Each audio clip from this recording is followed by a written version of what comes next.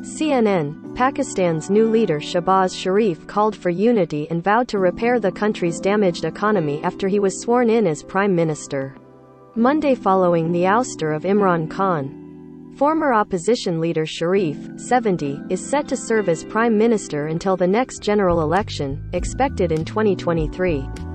He was elected by Pakistan's parliament after former cricket star Khan was dismissed as Prime Minister in a no-confidence vote that had threatened to set off a constitutional crisis. For weeks Sharif had been leading a campaign to remove Khan over allegations of poor governance and economic mismanagement.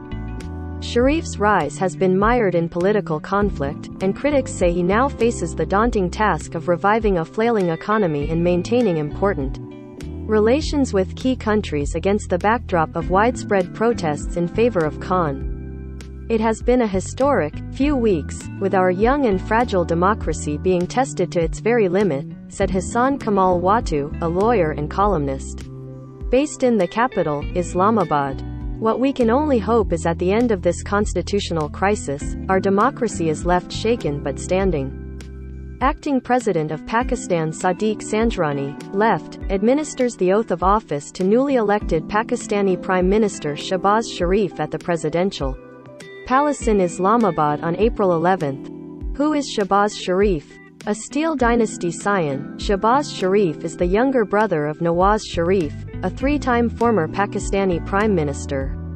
The family's fortune derives largely from the Ittifaq Group steelmaker co-founded by their industrialist father, Muhammad Sharif. Shehbaz Sharif first rose to power as the Chief Minister of Pakistan's politically important and most populous province of Punjab in 1997, and was praised by many in the province for his good governance. But his term was cut unexpectedly short in 1999 when former General Pervez Musharraf led a military coup against his elder brother, due in part to a breakdown of relations between the government and the powerful military. Shehbaz Sharif was briefly imprisoned in Pakistan, before going into self-imposed exile in Saudi Arabia with his family. He returned to Pakistan in 2007, and was re-elected Chief Minister of Punjab the following year. His tenure proved popular with many in Punjab for its ambitious infrastructure projects, and advances in education and industry. Former Pakistan Prime Minister Nawaz Sharif, second from right, introduces Shehbaz Sharif, third from right, to Chinese Premier Li Keqiang in Beijing on July 5, 2013. But Sharif's family was embroiled in scandal in 2018 when his elder brother was sentenced to 10 years in prison and handed a $10.5 million fine for corruption.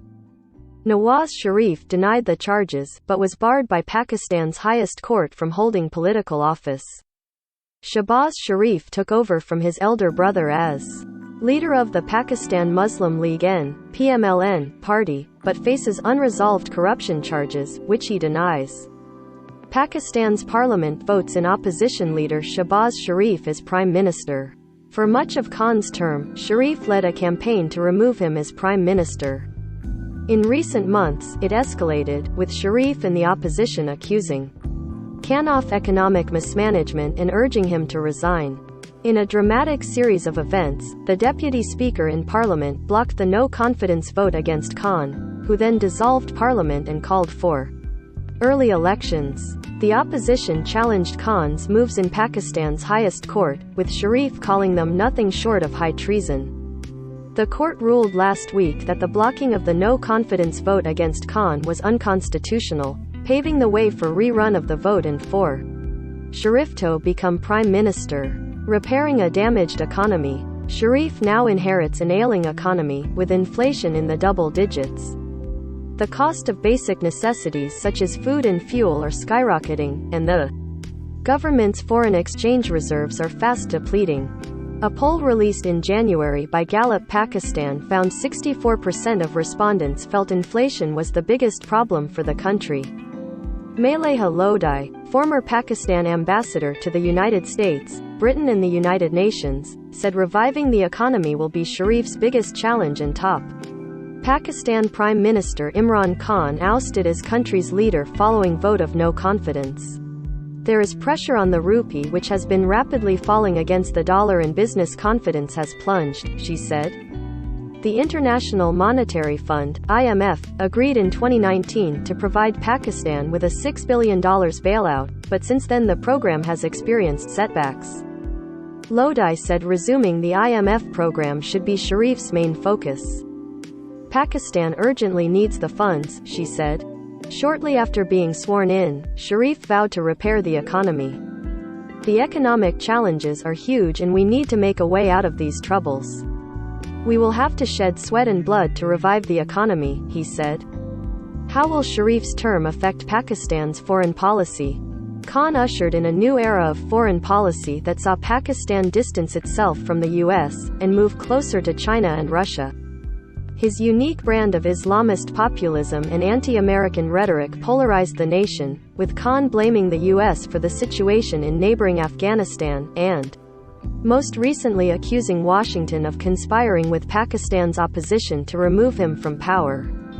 Analysts say Sharif now faces the challenging task of amending ties with the US without playing into Khan's narrative, which has appeared to resonate with many of the former prime minister's voters. Pakistan will have to work very closely with the Americans, there is no question about it.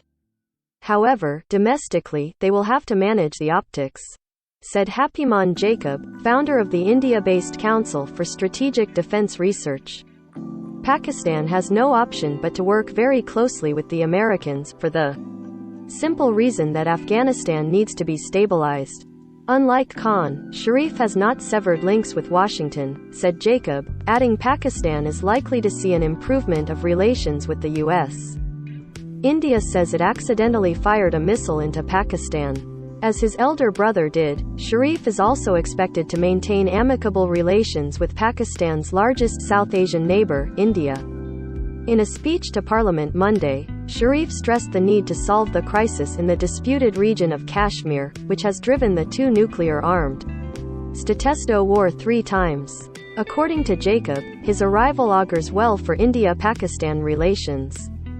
He has a close relationship with the leadership in India, and is pro-peace with India, he said, adding that unlike Khan, Sharif has also maintained ties with India's ruling Bharatiya Janata Party, paving the way for a peaceful year. Another key relationship Sharif is expected to maintain is the one with China.